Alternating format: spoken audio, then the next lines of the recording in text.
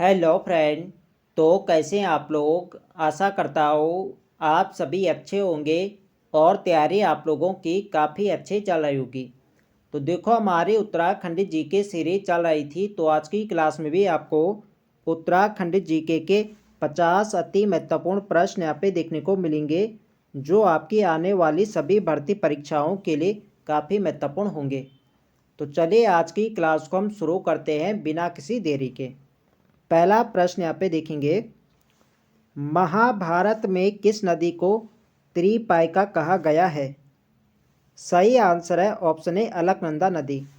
अलकनंदा नदी को महाभारत में त्रिपाइका कहा गया है, यह आपको ध्यान रखना है। इसके अलावा अलकनंदा को विष्णु गंगा के नाम से भी जाना जाता है। देखो जो अलकनंदा नदी है यह चमोली जनपद के सतोपन शिखर के अलकापुरी बाग हिमनद से निकलती है और ये बहते है देवप्रयाग तक। देवप्रयाग में भागीरथी नदी से संगम करती है और इसके आगे ये नदियाँ गंगा के नाम से जानी जाती है। जब देवप्रयाग में भागीरथी नदी से संगम करती है तो इन नदियों के यहाँ पे सास बहू के नाम से जाना जाता है। सास यहाँ पे भागीरथी को कहा जाता है और बहू कहा जाता है अलकनंदा नदी को, ये भी आपको ध्यान रखना है। तो सतोपन शिखर से देवप्रयाग तक इसकी लंबाई जो है अलकनंदा नदी की, यह 195 किलोमीटर लंबाई भी आपको ध्यान रखना है। नदियों की लंबाई भी पूछी जाती है। पूछा जाए कि अलकनंदा नदी की लंबाई राज्य के अंदर कितनी है, तो यह 195 किलोमीटर, यह आपको ध्यान रखना है, इम्पोर्टेंट रहेगा एग्जाम की दृष्टि से। और भागीरथी नदी की लंबाई कितनी है, तो भागीरथी नदी की लंबाई है गौमुख से देवप्रयाग तक, यह है 205 किलोमीटर, ये भी आपको ध्यान रखना है। अगला प्रश्न देखेंगे, जोशीमठ किस नदी के किनारे स्थित है। सही आंसर है ऑप्शन ए अलकनंदा नदी। जोशीमठ अलकनंदा नदी के किनारे है, ऑप्शन यहाँ पे सही आंसर है। अगला प्रश्न यहाँ पे देखेंगे, राज्य में सबसे अधिक जल प्रवाह वाली नदी कौन सी है। सही आंसर है ऑप्शन ए अलकनंदा नदी।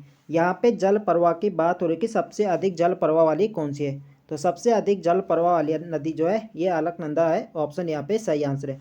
यदि पूछा जाए कि सबसे लंबी नदी कौन सी है, तो सबसे लंबी नदी तो काली नदी है और सबसे अधिक जल प्रवाह वाली नदी है वो आपकी अलकनंदा है। काली नदी की लंबाई कितनी है, तो काली नदी की लंबाई है यह 252 किलोमीटर और यह राज्य की सबसे लंबी नदी है, यह आपको ध्यान रखना है। अगला प्रश्न देखेंगे, चमोली जनपद के सतोपन शिखर के अलकापुरी बाग हिमनद से उद्गम होने वाली नदी है। तो अभी मैंने आपको बताया जो सतोपन शिखर से निकलती है वो निकलती है आपकी अलकनंदा नदी और ये बहते देवप्रयाग तक। देवप्रयाग तक इसकी लंबाई कितनी बताई मैंने आपको, ये बताई 195 किलोमीटर, ये आपको ध्यान रखना है। अगला प्रश्न देखेंगे, किस नदी का दूसरा नाम विष्णु गंगा है। तो यहाँ पे आप लोग ऑप्शन देख सकते हैं, सही आंसर होगा ऑप्शन डी इनमें से कोई नहीं।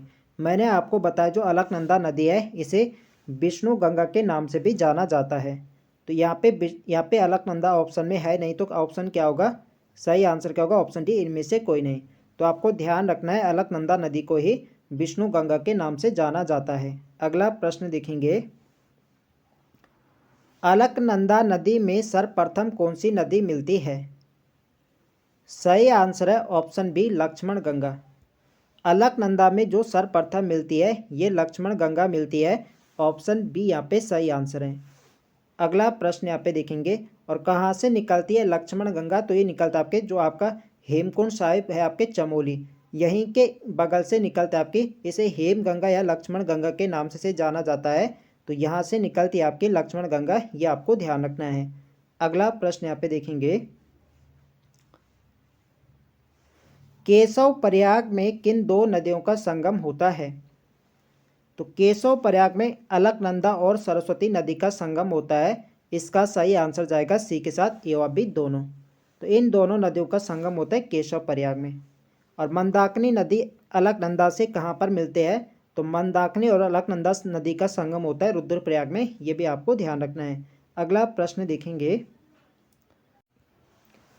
राज्य के पंच प्रयागों में से कितने प्रयाग चमोली जनपद में स्थित है।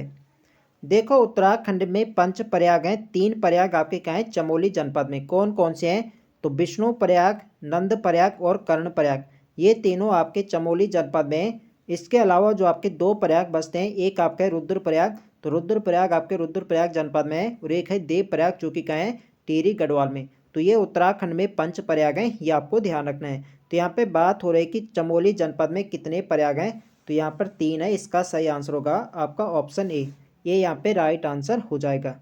अगला प्रश्न देखेंगे, कामेट चोटी के रत्ताकोण नामक स्थान के देवताल से निकलने वाली नदी है। सही आंसर है ऑप्शन बी, सरस्वती।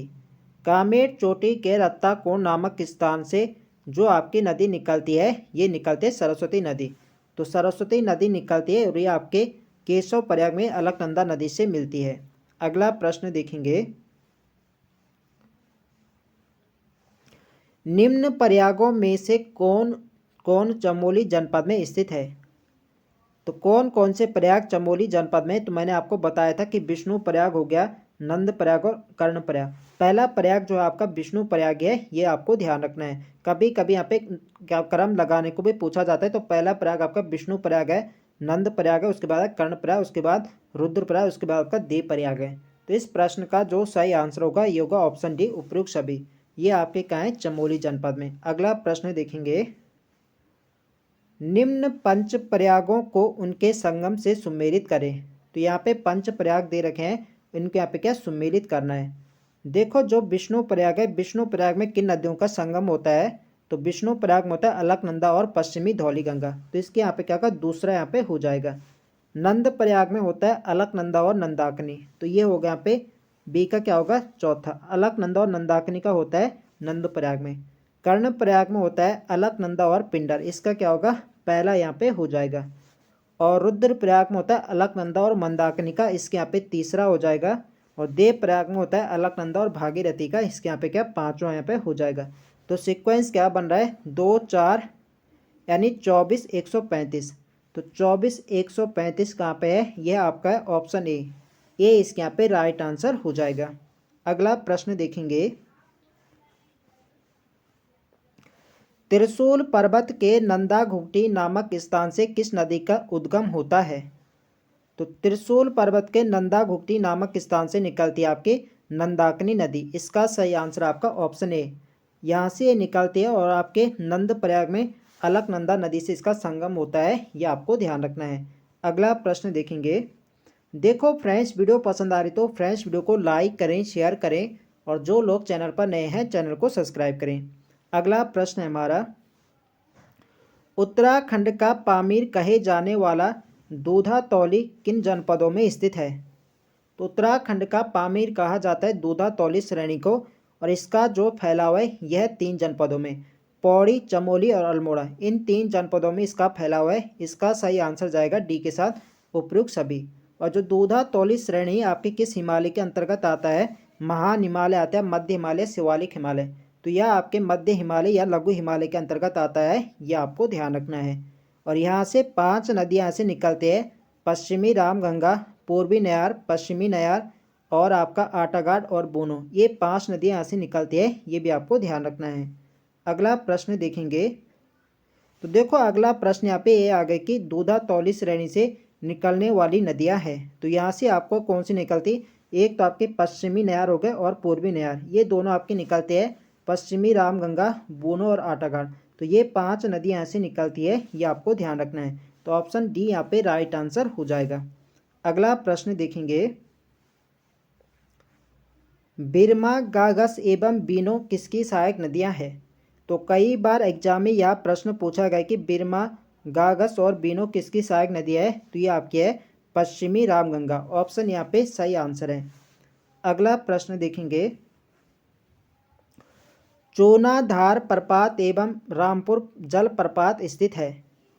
तो चोनाधार प्रपात एवं रामपुर जलप्रपात किस जनपद में है, तो ये आपके हैं पौड़ी गढ़वाल, इसका सही आंसर आपका ऑप्शन ए, ये इसके यहाँ पे सही आंसर है।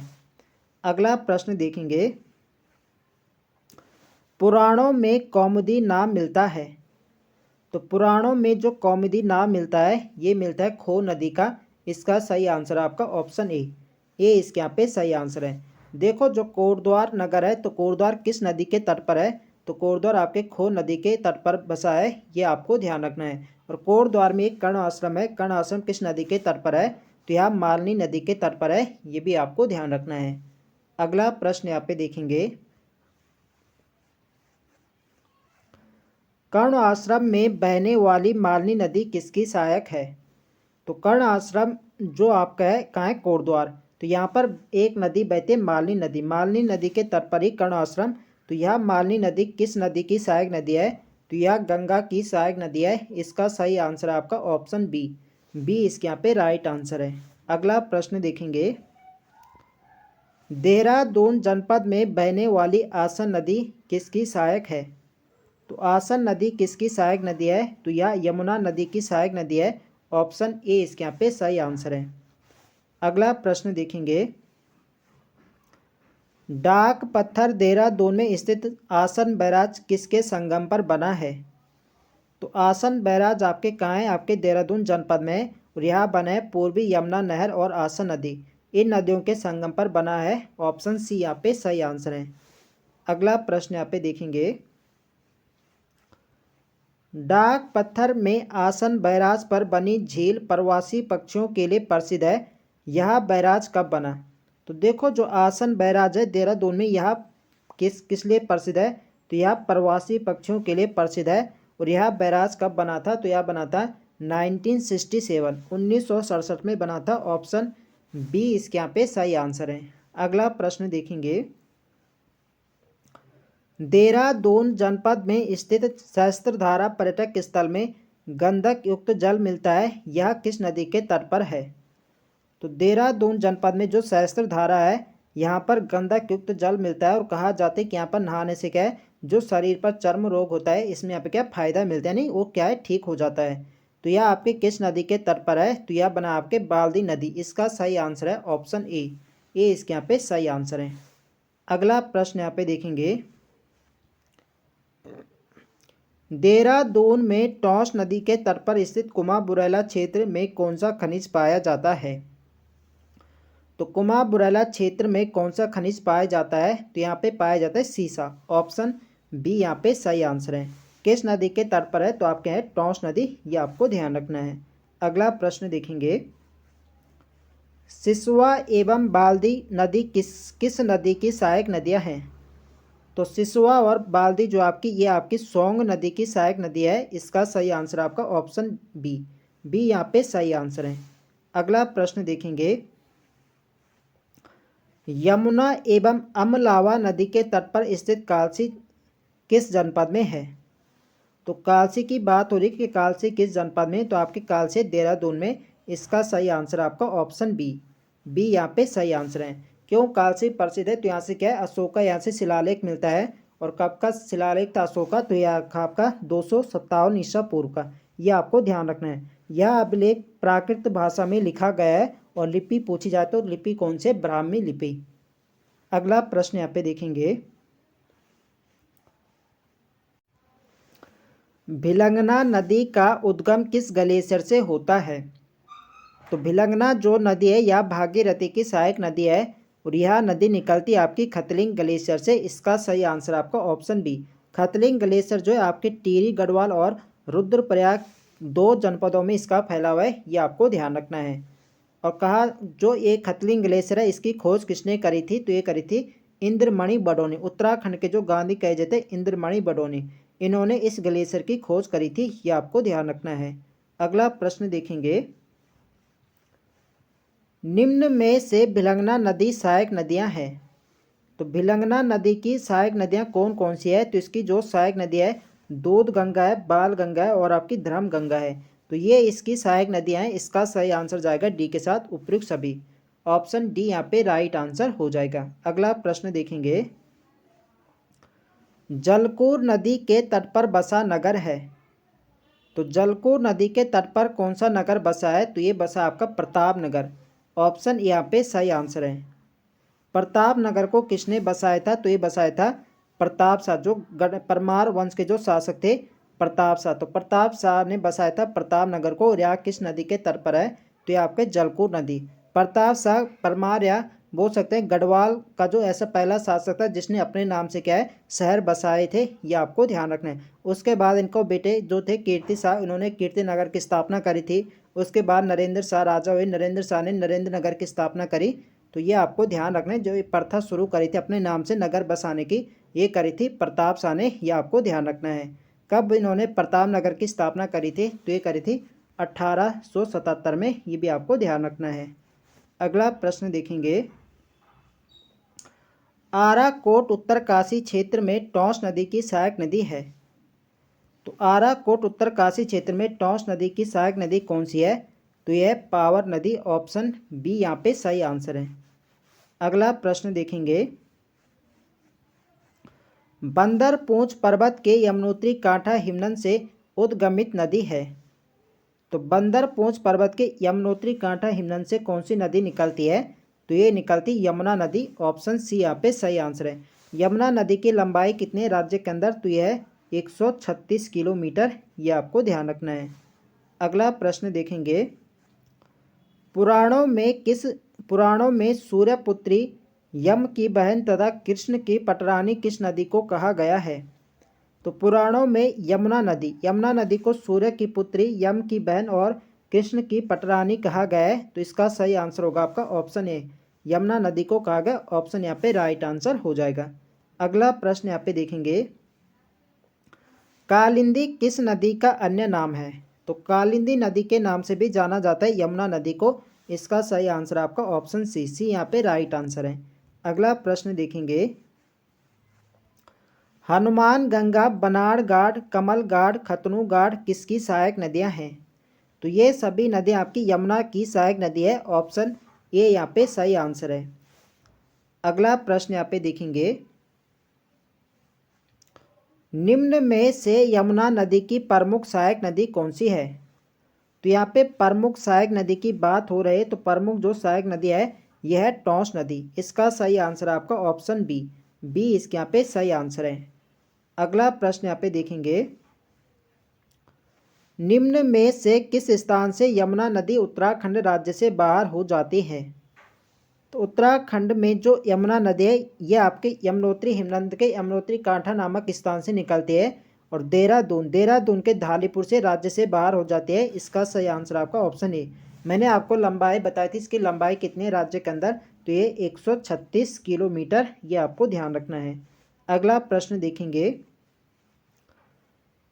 पुरोला घाटी उत्तरकाशी को किस नदी का वरदान कहा जाता है। तो पुरोला घाटी को किस नदी का वरदान कहा जाता है, तो ये कहा जाता है कमल नदी, ऑप्शन सी यहाँ पे सही आंसर है। अगला प्रश्न यहाँ पे देखेंगे, उत्तराखंड में यमुना नदी की कुल लंबाई कितनी है। तो उत्तराखंड में लंबाई 136 किलोमीटर, ऑप्शन यहाँ पे सही आंसर हो जाएगा। अगला प्रश्न देखेंगे, निम्न में से यमुना नदी की सहायक नदियां हैं। तो यमुना नदी के जो सहायक नदियां हैं तो ये सभी आपकी मुगरा हो गए, गडोली घाट हो गए, बरनी भद्री घाट हो गई, कमल घाट एवं आसन, ये सभी क्या है यमुना की सहायक नदी है। तो इसका सही आंसर जाएगा डी के साथ, उपयुक्त सभी, ये सभी है, आपको ध्यान रखना है। अगला प्रश्न यहाँ पे देखेंगे, निम्न में से सही युग्म का चयन करें। तो यहाँ पे आप लोग ऑप्शन देख सकते हैं, भागीरथी। तो भागीरथी और केदार गंगा जो है इनका संगम स्थल है। तो भागीरथी और केदार गंगा, तो भागीरथी की सहायक नदी आपकी केदार गंगा है, इनका जो संगम होता है ये होता है गंगोत्री में इन नदी का संगम होता है। तो यहाँ पे थोड़ा यहाँ पे शायद यहाँ पे क्या है मिस प्रिंट यहाँ पे हो रखा है, तो आपको ध्यान रखना है, जो भागीरथी है इसके साथ जो केदार गंगा मिलता है ये मिलता है आपके गंगोत्री में, ये आपको ध्यान रखना है। हर्सिल में जो मिलती है ये मिलता है जलंधरी नदी आपकी भागीरथी से हर्सिल में मिलती है। और जाड़ जो गंगा है ये मिलता है आपके लंका, जो लंका आपके कहाँ है भैरव घाटी, तो भैरव घाटी लंका नामक स्थान पर मिलते हैं जाड़ गंगा भागीरथी से, ये आपको ध्यान रखना है। तो सभी कथन यहाँ पे क्या सही है, इसका सही आंसर जाएगा डी के साथ उपयुक्त सभी। तो पहला यहाँ पे थोड़ा मिस प्रिंट है, तो आपको ध्यान रखना है गंगोत्री में होता है केदार गंगा और भागीरथी का संगम। अगला प्रश्न देखेंगे, भागीरथी एवं आकाश गंगा नदी का संगम किस स्थान पर होता है। तो इन नदियों का संगम होता है गौमुख में, ऑप्शन बी यहाँ पे सही आंसर है। अगला प्रश्न यहाँ पे देखेंगे, मुखवा उत्तरकाशी में मुखवा उत्तरकाशी के निकट किन दो नदियों का संगम होता है? सही आंसर है आपका ऑप्शन ए भागीरथी एवं हत्याहारिणी नदी। भागीरथी से हत्याहारिणी नदी मुखवा के निकट मिलती है, यह आपको ध्यान रखना है, इम्पोर्टेंट रहेगा एग्जाम की दृष्टि से। अगला प्रश्न देखेंगे, उत्तराखंड में सर्वाधिक वन आच्छादित नदी घाटी कौन सी है? तो कौन सी नदी सर्वाधिक वन आच्छादित नदी घाटी है आपकी? वो है आपकी टोंस नदी। ऑप्शन यहाँ पे सही आंसर है। अगला प्रश्न यहाँ पे देखेंगे, रूपिन एवं सूपिन नदियों के मिलन से कौन सी नदी बनती है? सही आंसर आपका ऑप्शन है टोंस नदी। देखो जो टोंस नदी है ये बनी है रूपिन और सूपिन नदी। सूपिन जो नदी है आपके उत्तरकाशी जो बंदरपूंज ग्लेशियर है यहाँ के उत्तरी ढाल के स्वर्गारोहिणी ग्लेशियर से निकलते आपकी सूपिन नदी। और जो रूपिन नदी ये आते हैं आपके हिमाचल प्रदेश के डोडरा क्वार क्षेत्र से आती है आपकी रूपिन नदी। और इन दोनों नदियों के संगम से बनी आपकी टोंस नदी। तो कुछ स्थानों तक इन नदियों को तमसा नाम से भी जाना जाता है। और देहरादून के कालसी डाक पत्थर में ये नदी जो है आपकी टोंस नदी, ये आपकी किससे मिलती है? ये मिलती है आपकी यमुना नदी से। जो टोंस नदी है ये आपके क्या है, उत्तराखंड और हिमाचल का बॉर्डर बनाते हुए बहती है। ये आपको ध्यान है, पूछा जाता है कि कौन सी नदी उत्तराखंड और हिमाचल का बॉर्डर बनाते हुए बहती है, तो ये बहती है आपकी टोंस नदी। ये आपको ध्यान रखना है, इंपॉर्टेंट रहेगा एग्जाम की दृष्टि से। और टोंस की लंबाई कितने राज्य के अंदर? तो यह है 148 किलोमीटर इसकी लंबाई है, ये भी आपको ध्यान रखना है। अगला प्रश्न यहाँ पे देखेंगे, उत्तराखंड एवं हिमाचल प्रदेश की सीमा बनाने वाली नदी है। तो अभी मैंने आपको बताया कि उत्तराखंड और हिमाचल प्रदेश की सीमा बनाते हुए कौन सी नदी बहती है? तो बहती है आपकी टोंस नदी। और एक प्रश्न इससे मिलता जुलता बनता है कि उत्तराखंड और नेपाल का बॉर्डर बनाते हुए कौन सी नदी बहती है? तो उत्तराखंड और नेपाल पूछा जाए तब सही आंसर होगा काली नदी। काली नदी उत्तराखंड और नेपाल का बॉर्डर बनाते हुए बहती है। और टोंस नदी बहती है उत्तराखंड और हिमाचल प्रदेश। ये आपको ध्यान रखना है, इम्पोर्टेंट रहेगा एग्जाम की दृष्टि से। अगला प्रश्न देखेंगे, गंगोत्री हिमनद के गौमुख नामक स्थान से किस नदी का उद्गम होता है?